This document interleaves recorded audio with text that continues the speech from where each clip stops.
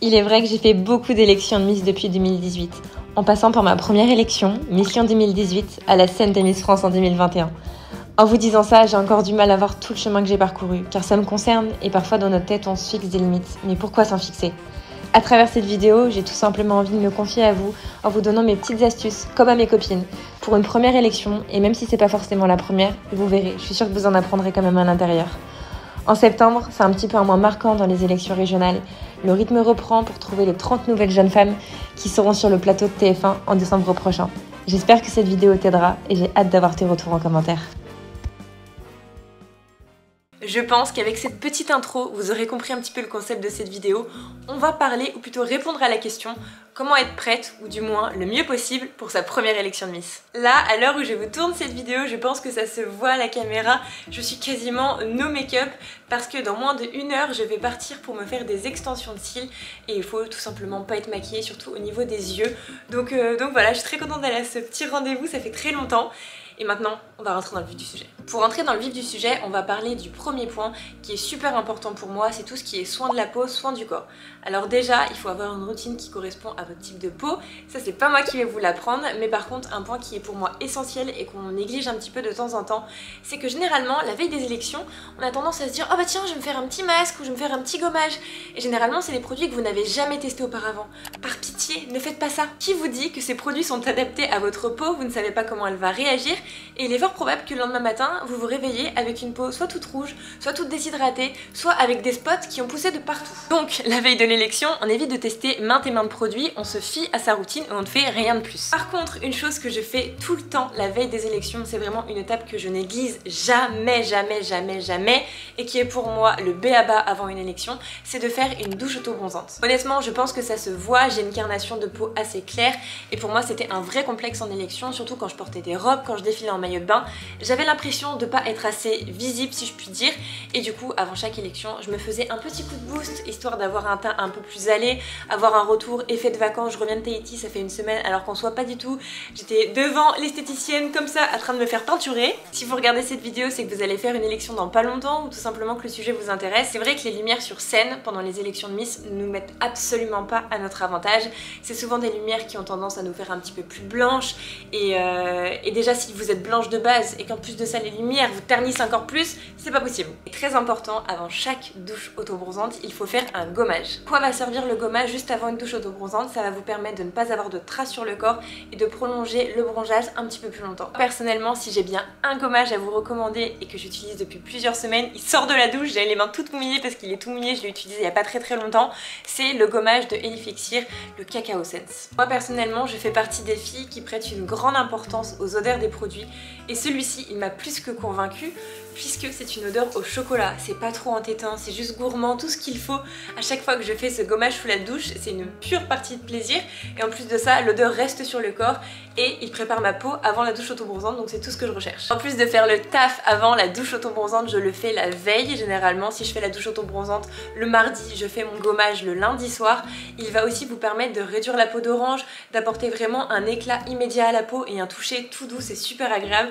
Vraiment je vous le conseille et l'odeur vous m'en direz des nouvelles. Ah oui, et aussi concernant l'application, ça je pense que vous savez, il faut l'appliquer sous la douche, donc quand vous êtes humide, en faisant des petits massages sans appuyer trop fort, vous allez voir, il est super bien. Le deuxième point de cette vidéo, comment être prête pour sa première élection, va concerner les ongles. Là dans votre tête, je pense que vous devez vous dire mais de quoi elle va nous parler? C'est un point qu'on ne pense jamais, ou du moins pas très souvent. Il faut pas prendre exemple sur moi dans cette vidéo avec mes ongles très longs, il faut faire absolument tout l'inverse. Je vous avoue que moi j'ai toujours eu tendance à me faire les ongles depuis très longtemps. Chaque mois en onglerie chez une esthéticienne, je fais des ongles en gel parce que j'ai les ongles assez fragiles et le fait d'avoir du gel ça les renforce etc. Et je trouve que ça me fait de plus jolies mains. Alors oui c'est très bien etc. mais dans ma tête je n'avais pas pensé au fait qu'il fallait avoir les ongles, on va dire, d'une longueur acceptable. Alors attention, j'ai pas des ongles de sorcière, j'ai pas des ongles qui montent juste ici, loin de là.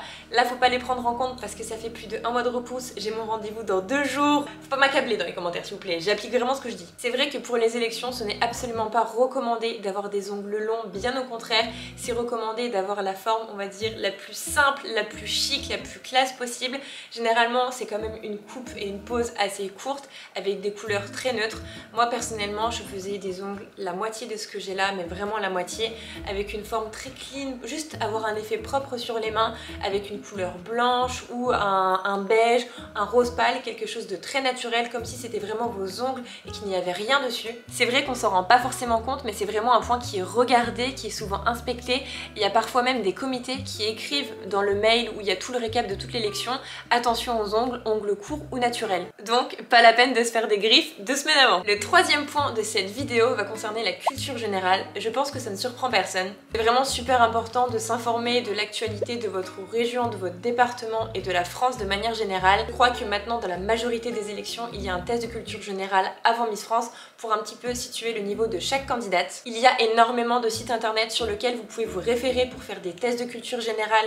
Attention, il ne faut pas s'y prendre une semaine à l'avance, bien au contraire. Tous les jours, il faut vous mettre des applications sur votre téléphone où vous avez les petites notifs qui vous sont envoyées tout au long de la journée. Le fait de les lire, ça va s'imprégner dans votre cerveau et si vous voyez la question, vous allez vous dire « Ah mais ça, attends, je connais la réponse, je l'ai déjà lu ». Sinon, il y a un site internet qui, moi, personnellement, m'a énormément aidé pour réviser de manière générale toute l'actualité de la France, c'était Rattrapage de l'actu. Alors ça, c'est un site que j'ai connu quand je faisais mes études en école de commerce. J'avais des matières sur la culture générale, de manière générale, pour entrer dans telle école, dans tel master. C'est vrai qu'il y a plein d'écoles maintenant qui font ce type de test avant d'entrer dans une école. Et moi, du coup, j'avais besoin de réviser pour être sûre de mes connaissances, pour m'entraîner et avoir la meilleure note possible. Et c'est vrai que le site Rattrapage de l'actu m'a énormément aidé, il est hyper bien. Je crois que c'est par mois, c'est classé en fonction des catégories.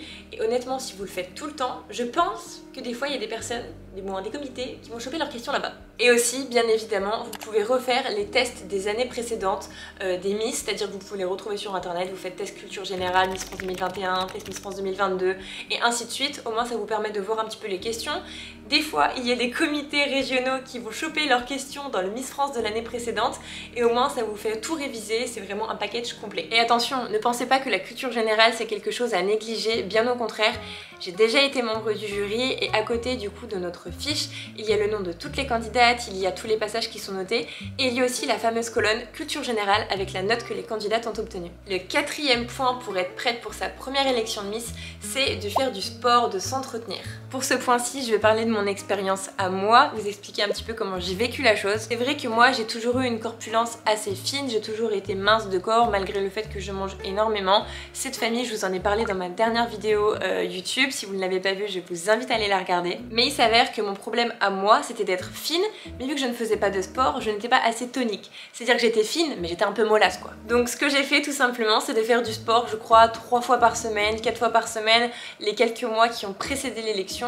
Je faisais énormément de renforcement musculaire, je ne faisais absolument pas de cardio. Chaque fille est libre de faire ce qu'elle entend, ce qui est bon pour son corps et ce dont elle a envie. Il faut pas non plus se mettre des objectifs de fou malade. Moi, mon seul objectif, c'était d'être bien dans mon corps, d'avoir un corps un tout petit peu plus tonique.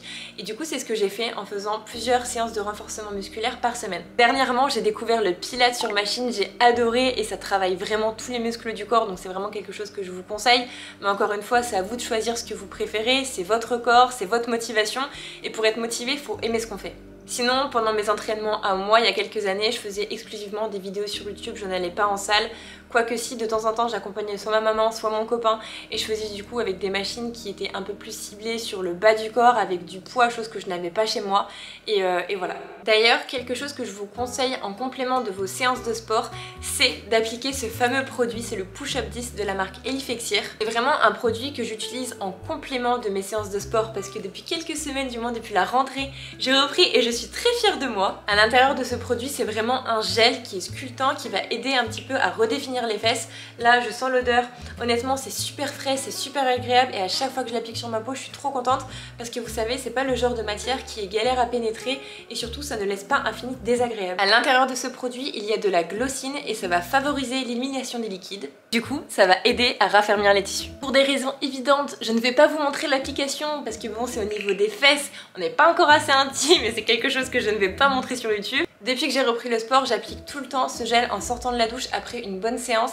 Je vois vraiment une différence au niveau de la fermeté de ma peau et plus je vais continuer à être assidue sur l'application du produit avec mes séances de sport et plus les résultats seront flagrants. Et personnellement, je l'applique en sortant de la douche et je n'ai aucun problème pour m'habiller directement après. Je sais que des fois il y a des crèmes qui sont désagréables, etc. Là, pas du tout. Le cinquième point de cette vidéo, c'est les interactions positives. Vous allez vous dire, mais qu'est-ce qu'elle entend par là? De quoi elle parle? Elle se prend pour une coach en développement ou quoi? Pas du tout, tout ce qui est développement personnel, etc. je n'y connais strictement rien, mais par contre ce que j'entends par les interactions positives, c'est la politesse, le respect. Ça va vous sembler évident quand je vais vous le dire comme ça, mais le nombre de filles que j'ai vues oublier les bonnes manières parce qu'elles étaient trop stressées ou trop dans la compétition, je vous jure c'est incalculable. Donc ce que j'entends par là, c'est de traiter toutes les personnes qui vous entourent, les personnes de l'organisation, du comité, toutes les personnes qui vont aider au bon déroulement de cette élection, toutes les candidates, avec respect, avec politesse, ne pas oublier les bonnes manières, un bonjour, un merci, un s'il te plaît, un au revoir, un merci beaucoup.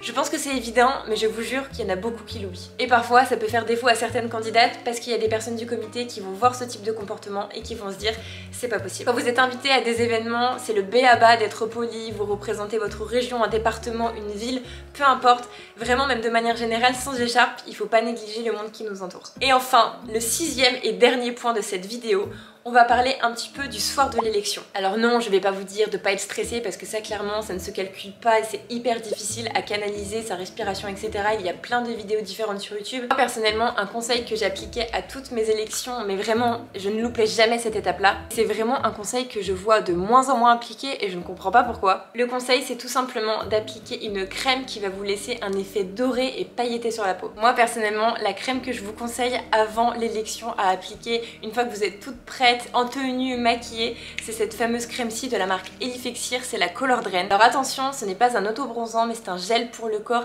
avec un effet immédiat qui va maquiller vos jambes. Tout simplement, à l'intérieur de ce petit produit, il y a des pigments nude qui va vraiment unifier la peau, ça va lisser un petit peu les imperfections si vous êtes comme moi une Miss Boulette, que vous avez tout le temps tendance à vous cogner un petit peu de partout, si vous avez des rougeurs avec le stress, peu importe, ce produit est vraiment bien. Honnêtement, si je devrais décrire ce produit, je dirais que c'est plutôt un gel effet photoshopant parce qu'il lisse vraiment la peau. Alors attention, ça va pas vous camoufler un tatouage ou quoi que ce soit, mais ça unifie vraiment le teint et vraiment la petite texture, les jambes toutes comme ça, toutes pailletées avec les lumières, le soir de l'élection pour votre passage en maillot de bain ou tout simplement pour avoir un joli hâle, enfin quelque chose de très mignon sur la peau, il est parfait. Et très important pour l'utilisation, il faut l'appliquer sur une peau sèche, il ne faut pas appliquer d'autres crèmes auparavant et je vous conseille de vous laver les mains directement ensuite. C'est vrai qu'à l'intérieur de cette vidéo, je vous ai parlé d'énormément de produits de la marque Elifexir. Si vous êtes intéressé par les produits et surtout le top 3 des produits que je vous ai présentés à l'intérieur de cette vidéo, je vous mets un petit lien en barre d'infos, c'est le lien où vous pouvez choper leurs produits, c'est sur Amazon. Et voilà, cette vidéo est maintenant terminée, j'espère vraiment qu'elle vous aura plu. À l'intérieur de cette vidéo, je vous ai vraiment livré 6 conseils que je juge très importants à savoir avant votre première élection. Donc bah j'espère tout simplement que celle-ci vous aura aidé, n'hésitez pas à me dire en commentaire si vous voulez d'autres vidéos à ce sujet. Et nous, en attendant, on se retrouve vendredi prochain à 18 h pour une toute nouvelle vidéo. Et activez bien la cloche parce que la semaine prochaine, c'est une vidéo weekly vlog. J'adore tourner ce type de vidéo. Il y a plein de choses trop cool qui se passent. Et si on parle du sujet des Miss, à l'intérieur, il y aura l'élection de Miss Pays de la Loire, mais pas que, il y aura mon travail, de l'organisation. Enfin bref, plein de choses, je pense, très cool. Enfin du moins, j'espère que vous allez aimer autant que moi j'ai aimé vous tourner cette petite vidéo. Merci d'avoir regardé cette vidéo jusqu'à la fin. On se dit à vendredi prochain. Gros bisous!